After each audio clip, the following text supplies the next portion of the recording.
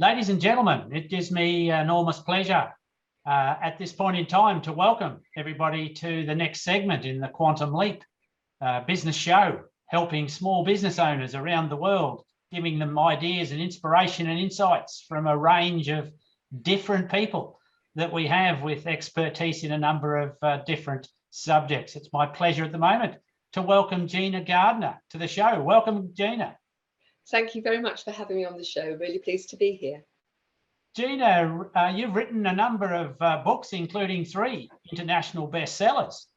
So what one piece of advice would you give any aspiring author on how to get their head around and get an international bestseller as part of their resume? Ultimately, you've got to get started writing. You're never going to get a bestseller unless you start. And people feel overwhelmed by, I've got to write a book, I've got a book in me, and they make it very complicated. And so my advice is, in order to get started, create a simple structure. I do it with Post-its because I can manipulate them. I put each of them into a bag in terms of a chapter, and then any of my thoughts as I gather those, put them in the file. And then I don't write my books sequentially, certainly not the big books. If I've got half an hour or an hour, I'll just think, which bit shall I tackle? And I tackle that bit and then put them together. But ultimately, if you don't get started, you're never going to get anything published. And if you don't get published, you're never going to be a bestseller. Good, wise words. And I'm sure there's a lot of people out there that think they've got a book in them and they just don't quite know how to get started. So one of the best ones that you're known for is Thriving, Not Surviving, which won the best self-help and inspirational category at the Book Talk Radio Awards. So how does winning an award help you as an author? I think there are a number of levels to this. One is in terms of giving you credibility, that if externals are saying it's a great book and a book worth reading, that many people will be governed by that. You know, there's so many books about. How do you tell which is a good book and which isn't? So if there is an external organization that says this is a great book, then people are more likely to buy that. But I also think that when you sometimes these awards are given to you and sometimes you have to apply for them. If they're given to you, then it's great for your confidence. It makes you feel motivated to continue writing. If it's one you have to apply for, and there are many book awards out there, you really have to think about who's this book for? What is it? Why have I written it? And what is it that I am hoping for this to do? And then you send that in, and then they determine the criteria and whether or not what you say is actually what it does. So, you know, awards have, in and of themselves, they don't make a difference. So much of it is, what are you going to do with that award? So the same with the book. In my opinion, writing the book's the easy bit.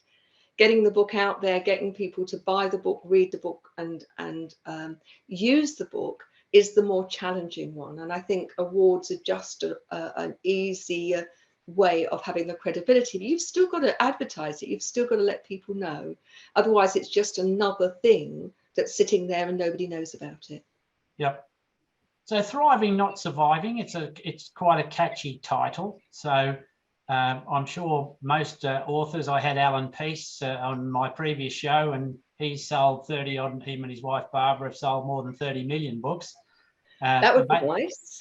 They come up with some interesting and titles that catch the eye. But yes. What's the cut and thrust of everybody wants to thrive rather than just survive, particularly through COVID? So what's the cut and thrust of your opinion on thriving rather than just surviving?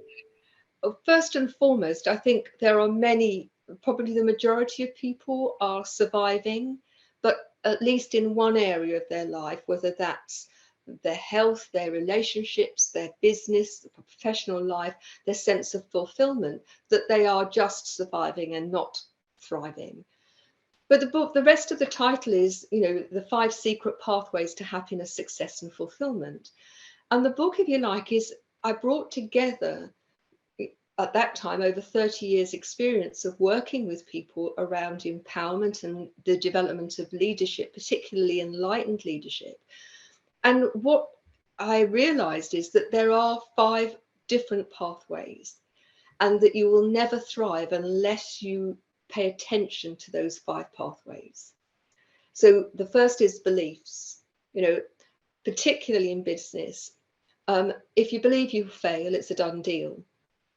If you fear you'll fail, you'll take different decisions than if you know you're going to succeed. You might not know how, but I've done a lot of research around highly successful people, and the thing that makes the difference is they know they're going to succeed, and they see failure as an opportunity to learn, grow, and develop, rather than failure as something to be feared.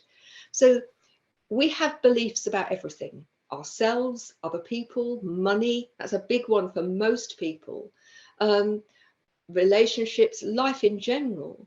And those beliefs are installed very early on in life, usually through a chance remark from an irritated parent or a teacher who wants you to do better.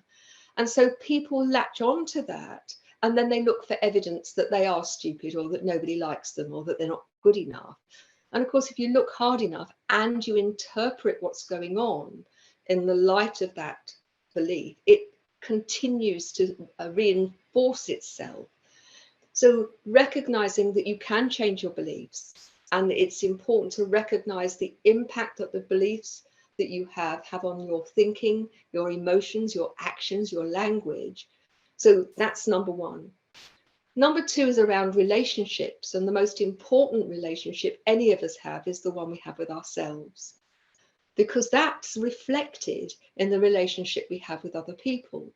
So if you don't like who you are, if you beat yourself up, you know, that voice in your head which says, shouldn't have done that, or, oh, you're just no good, then if you are treating yourself and using criteria that are much more judgmental for yourself than you are for others, or you don't believe you're good enough, then the relationships that you have, both personal and professional, will be coloured.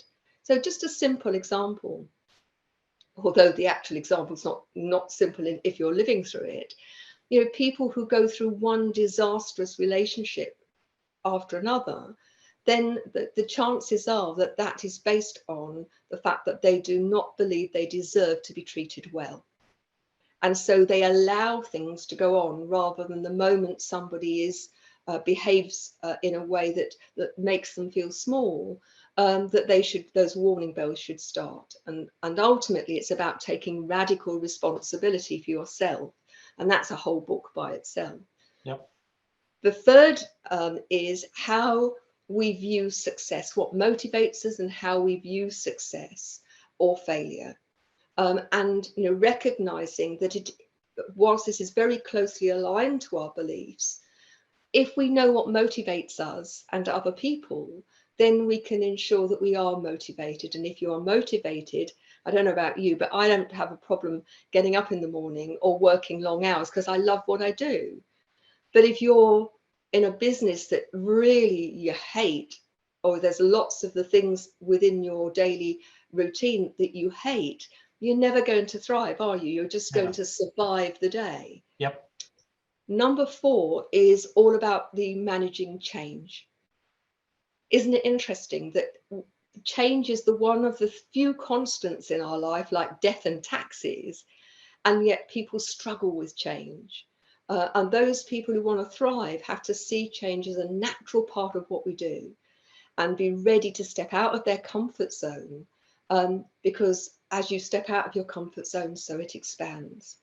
And then the last chapter is all about fulfillment, because there are many people, and I've worked with many people who are very successful, but they think, is this it? Why am I here? I don't feel fulfilled. And for me, finding your purpose in life and recognizing the chances are your purpose is about service, helping other people, the environment, animals, but actually doing something that's bigger than you. And that can give you huge, huge fulfillment. And if you want a thriving life, then it is about taking radical responsibility for how you navigate those pathways, because ultimately you're the common denominator. You take yourself into every moment of every day. So, you know, you can choose to be a victim, poor me, But actually, if you take radical responsibility for yourself, no one can make you unhappy or frustrated or angry unless you choose to let them. Yep. And all these principles are true for life and for business. And for me, I don't separate the two. They're two sides of the same coin. And so if you want to thrive and you want to then support other people in thriving, then it is about having this holistic approach to your own life and then helping others to do the same. Wonderful thoughts. Wonderful. So I'm sure there's a lot of people out there that would resonate with those, and I'd urge them to have a look at that book, Thriving, Not Surviving. Thank you. You also talk about tribes, and I like tribes. I like collaborations, and I like connections. Tell us about this Thrive Together tribe that you're gathering and gathered. It's a bringing together people who actually really want to take action and make their lives better. I can't remember who said it was. We are the sum of the 5 people that we spend most of our time with. And it's interesting, you know, I work with businesses, I work with individual leaders, and I work with people who come to me because they want their life to be better or even better. And it's so common for people to say, yeah, but I can't divorce myself from my family. And, you know, my mother was always complaining, or, you know, my brother's toxic in the way in which he approaches life. And so, no, you can't, well, you can divorce your family, but most people don't want to. So it becomes all the more important to spend time with people who are positive, who look for solutions. We were talking about this just before the show, weren't we? That, you know, if you're in solution mode, you're in the right side of your brain, which is creative and it's looking for options. But most people, particularly if they're fearful, are coming from their left brain, which is important. It's logic. But it tends to catastrophize. It tends to be black and white, either or. And what we need to do is to spend time with both sides of our brain working together, and spending time with like-minded people, positive people, let's say like-minded, not the moaners, because that just, it's a worse virus than coronavirus, because it's so catching. That ultimately, the more you spend time with people who want to support one another and want to make life even better, the quicker you will navigate that journey to fulfillment and to thriving. What a great nugget that is. And I also talk about surrounding yourself with solutions rather than problems, and how that can be a great influence. So, Gina, we first met through one of my customers, oddly enough, in Sydney. Even though I'm Australian, I'm here in the UK, as you are. And there used to be an old saying with the 6 degrees of separation, that you're only 6 degrees or connections away from knowing just about everybody in the world. And they had Kevin Bacon, I think, was rolled out.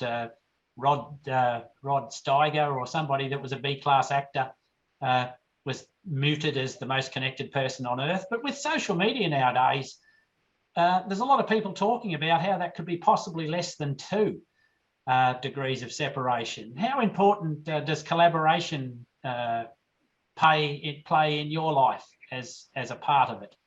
Right, there's 2 very distinct halves to this, I think. The first is collaboration is very important to me. Just before I came on this call, I belong to a group called Collaboration Global, which is not a networking group, and it's not a personal development group, and not a support group, and yet it's all of those things where collaboration is really important.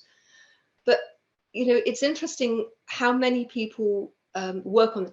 I mean, I've got 21,000 people that I'm connected to on LinkedIn, but I want to make the distinction between connections and connections.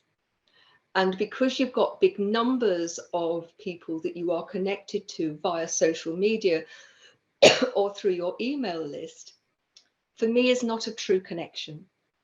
The true connection comes through getting to know people, having conversations like this. It's not a numbers game, it's a relationship game. And I think far too many people at the moment make the assumption, because they've got the numbers, that they've actually got the connections. So you may be only 2 steps connected away from somebody who actually would be great to collaborate with. But the reality is, unless you do the legwork, and you make those connections meaningful, authentic, then it doesn't matter how close you are in terms of numbers, it's never going to come to any sort of meaningful relationship. Nice, nice input. I like your thoughts. Gina, you're a regular contributor and a host for W4YC TV and radio in the USA. What's Leadership for Life all about? Well, in a sense, I've already mooted what Leadership for Life is. Whether you are just leading your own life and that you're in your own home and you have, you know, your family, but no other connections, you're still the leader of your life if you choose to be, or you allow somebody else to lead your life. So ask yourself, are other people's opinions and thoughts more important than yours? Because if that's the case, then you're not leading your own life.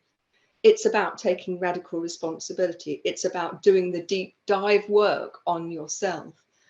And if you are a leader, then in my opinion, you cannot be a great leader unless you are the leader of your own life. So let me give you an example.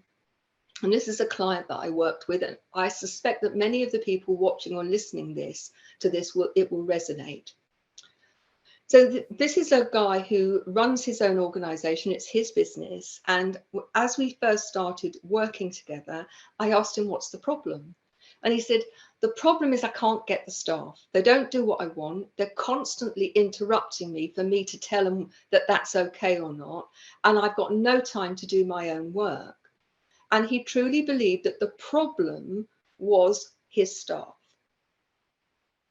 When we started, I asked him the question, so what are you doing that actually will either contribute to this or will solve this? And I don't want to make the idea that all of this was solved in one conversation, because it wasn't. But over a period of time, not that long, the shift was from it's everybody else's fault, and if only I could get the right staff, and if only my customers would behave themselves, and if only the economy was good, that business would be fine and I'd have a great life and I could thrive. Soon as that client started to take on board a responsibility for how he showed up, because what he was doing was training his staff not to be independent, because first and foremost, he wasn't consistent in his mood.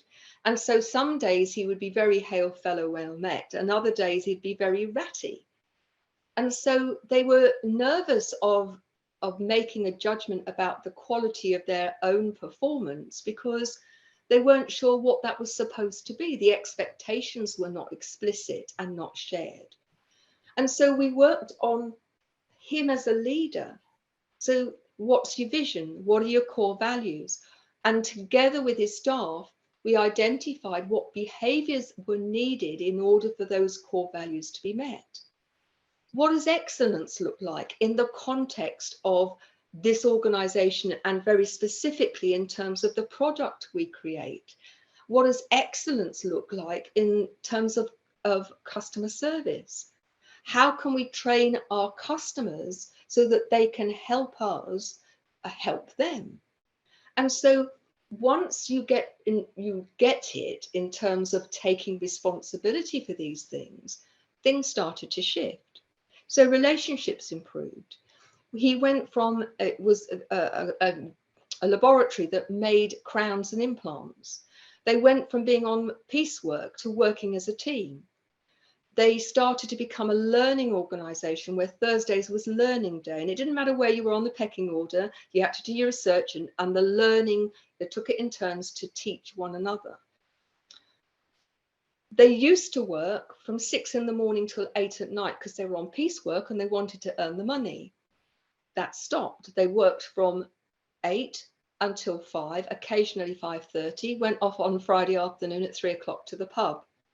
Production went up, quality went up, staff morale went up. He had time to work strategically on his business, and the profits went through the roof, so much so that he then felt able to share, have a percentage of his profits which was shared with his staff, and a huge percentage of the profits that went to buy new equipment, new technology, but he was still then earning, his director share of the profits was the same. All of that came because he started to take responsibility and be the leader of his own life, because then he started to lead others in a very different way. And that for me is the basis of enlightened leadership, that it all starts with you. My show takes, some weeks it's very much about personal life, some weeks it's about business. You're going to be a guest on my show very soon. Your focus will be business, but sometimes it's about something which is very much around personal life. But ultimately the theme is, are you being authentic? Are you leading your own life? Are you taking that responsibility? Yep. And there's a lot of people can take heed from those words. Thank you. Gina, back in 2018, you began a mission to positively impact the lives of 1 million people by 2023. And I loved the smart aspect of that goal.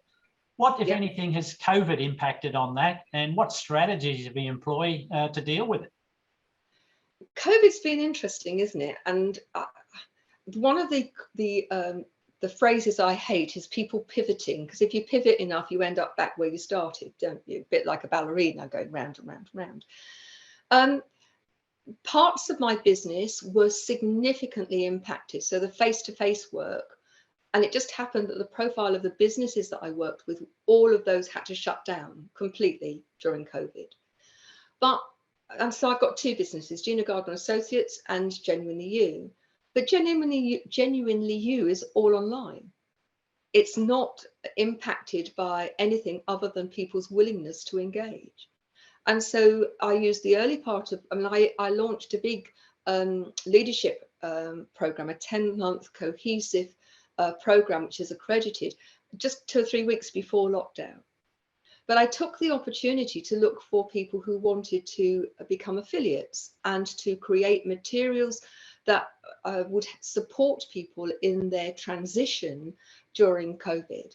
I find it quite interesting that more millionaires are made during times of economic downturn and challenge than are ever made in times of boom.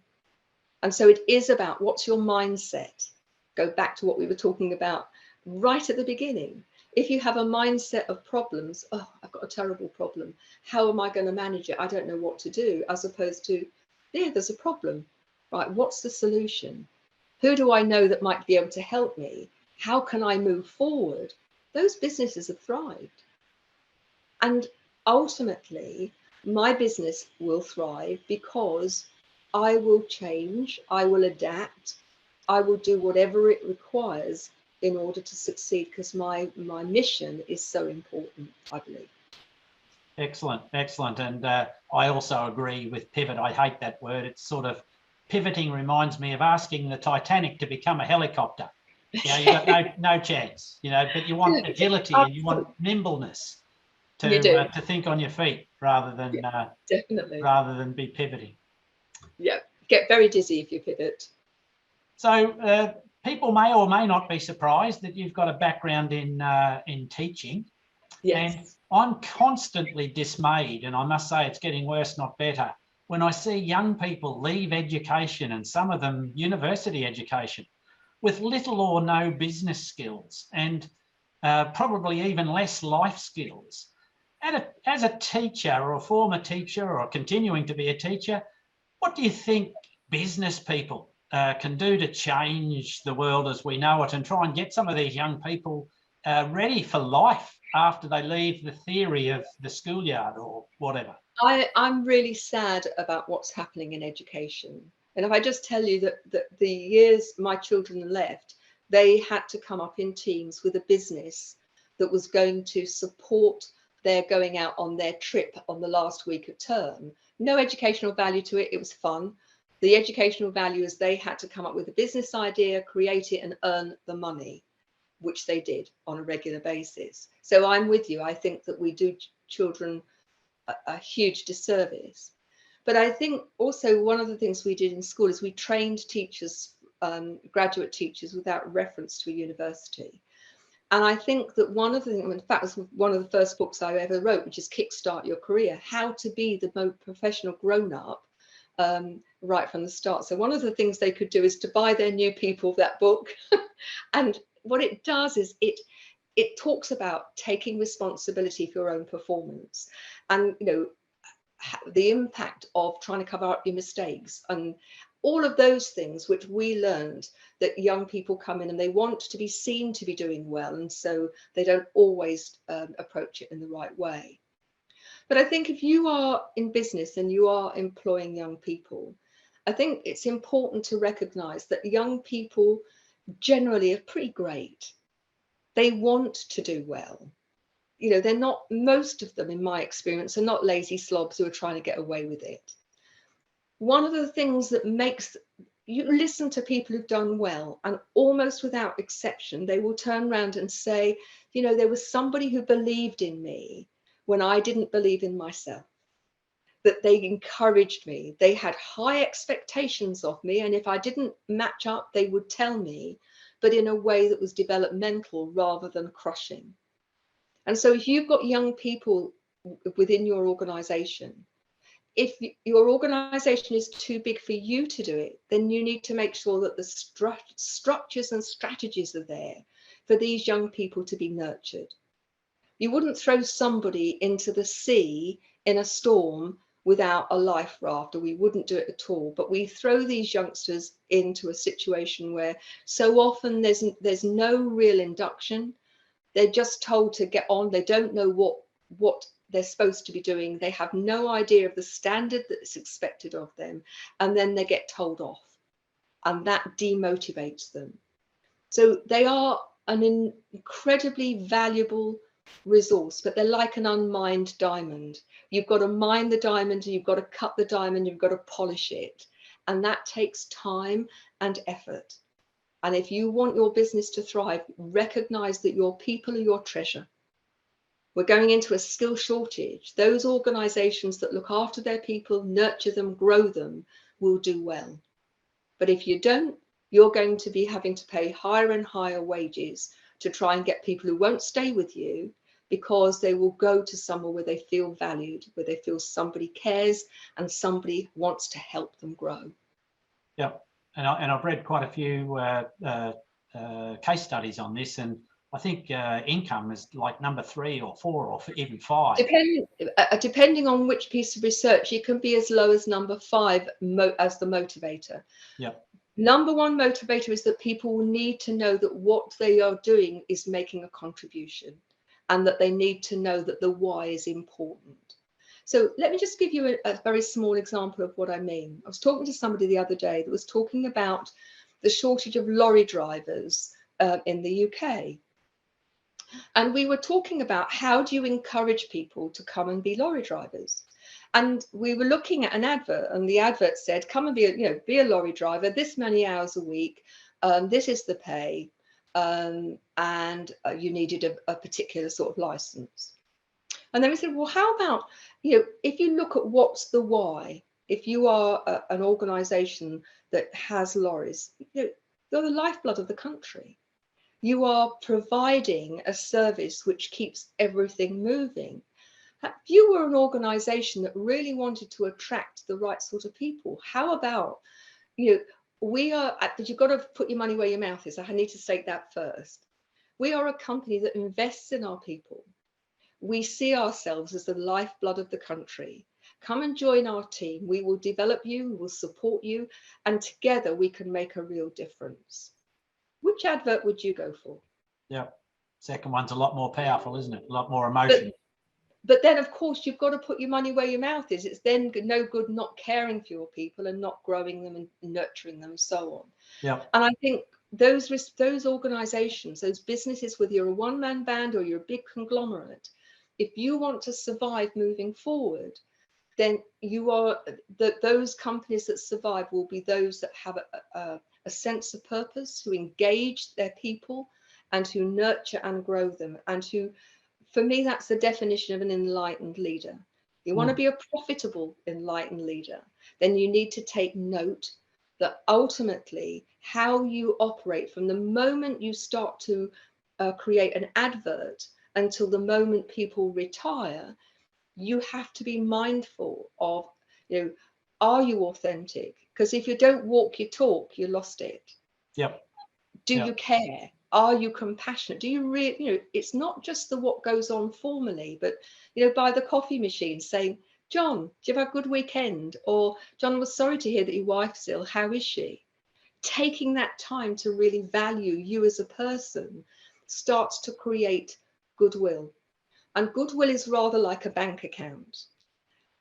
Banking goodwill, you don't need it for the most part until something goes wrong. But you have to invest in creating that goodwill along the way in order to call upon it when things go wrong.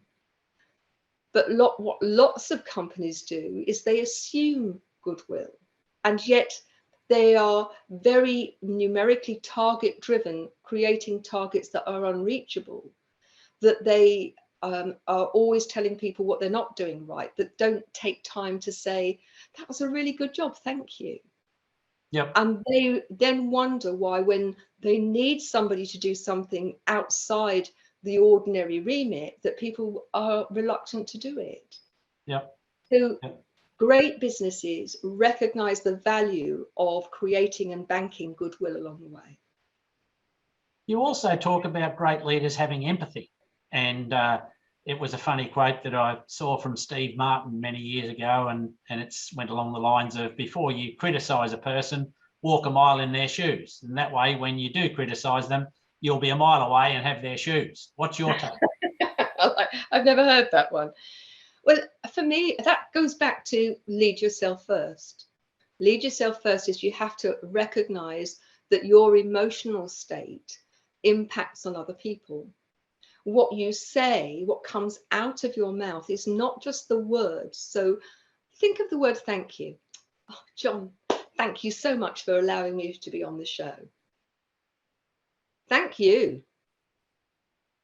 It's got a very different meaning, and yet it's the same word. Yep. So often leaders do not recognize that their body language, their tone of voice, the words have an impact on other people, which is not what they intend. Or at least I hope it's not what they intend. So you've got to be emotionally intelligent.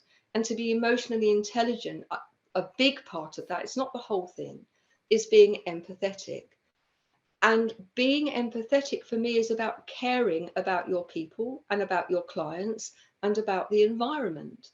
It's no good you caring for your people and your clients if you're ripping the environment apart.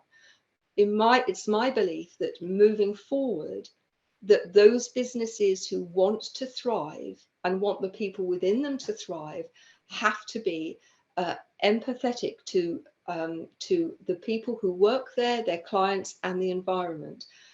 To do that requires true empathy, and to also recognize that every bit of this starts with the relationship that you have with you. Hence the leadership for life.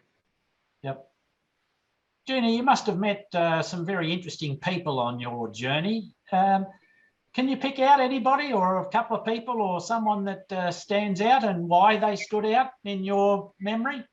Okay, the first would be my father, who was a great role model. But in terms of other people, I'd like to mention Tony Robbins. I went off to do, I'm trained in NLP. I'm a master practitioner in NLP, and I'm also a qualified NLP coach. That's neuro-linguistic programming. That's using language to change people's behaviors. And I did all of my training with Ian McDermott, great trainer, but I wanted to see other people doing their stuff and see how they used it. So I decided to go and see as many people as I could, go and see how they were using NLP. And I saw some great ones and I saw some really rubbish ones. And I decided to go and see Tony Robbins. We all take our sense of what we think with us. And so I arrived at the Excel Centre in London, and my initial, I went thinking, huge American. I'd listened to a few bits of his stuff and I thought, do you know what? It's all hype. There's nothing there that's going to work. How wrong can you be?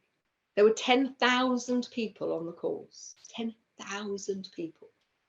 And one of the things that you talked about in the early part of the day was that he was going to be running a course called Date with Destiny in the States. Now, I need to explain to the people who are listening here, at that time, I was more or less wheelchair bound. I could walk a few steps, and I ran my school for the most part for 20 years from a wheelchair, although I can now walk short distances. And I just dismissed it.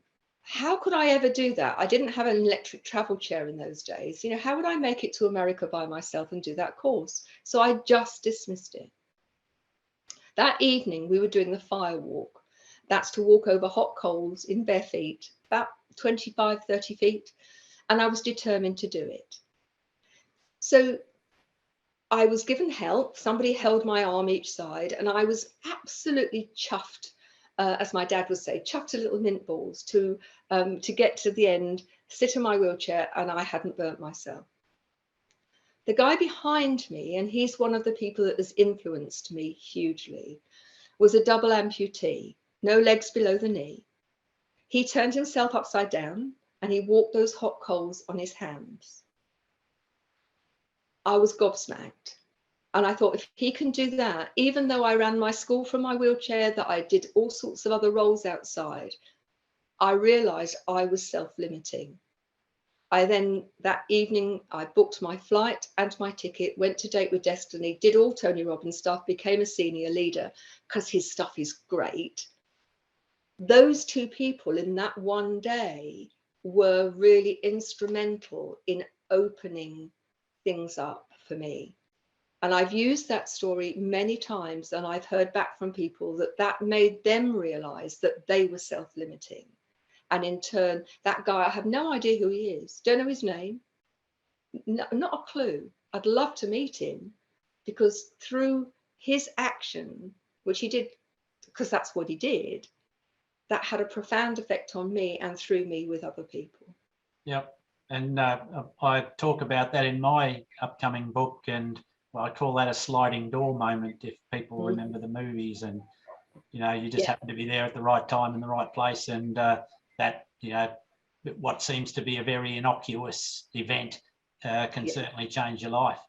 Yeah, and it changed mine. Gina, what's next on your busy platter? So still lots of writing. I just published another book last week. I've got another one on the go. I'm writing a very different style of book at the moment. So they're not the big tomes, but they are intentional workbooks and journals. People are busy, so, you know, having one theme which then people can work through and do the work on themselves in their own time seems to me a great way forward. I'm hopeful that there's going to be a different sort of TV show that's in negotiation at the moment, but perhaps on a much bigger basis. For me, it's about getting the word out there. I'm passionate about what I do. I believe that we are at a very critical stage in the world's history, that there's a growing sense of consciousness that we can't be about me, me, me, that we need to collectively work together, really to give our children and grandchildren a future. Because if we carry on as we are, the planet itself isn't going to sustain us in any meaningful way.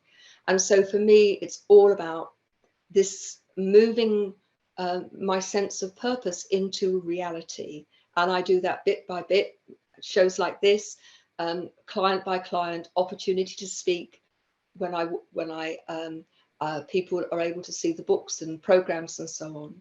So for me, it is about how do I build on the foundation that I've created and get to ever more people. Because did you know that in the UK alone, over half the prescriptions are for antidepressants? And it's my belief that people work and the quality of leadership has a significant contribution to make to the fact that so many people are really anxious and unhappy. And I think we can make a difference, person by person. We can make a difference. And I believe that I can help people do that. Well, I wish you well on your journey, and I look forward to these million people that their lives are changed. And Gina, it's been an absolute pleasure to have you on the show today, and I wish you well with your future journey. And for people out there that want to contact you in some way, what's the best way of catching up with you? Well, you can email me at Gina, Gina, at genuinely-you. You can see genuinely you behind me. There's a lot. I've got several websites. If you genuinely-you.com, enlightenedleadership.co, GinaGardnerAssociates.co.uk. But probably the easiest thing, if you're interested in having a chat, I'm on LinkedIn, I'm on Facebook, or email me, Gina at genuinely-you.com. Gina Gardiner, thank you very much for appearing on the Quantum Leap Business Show today. Thank you. It's been an absolute pleasure.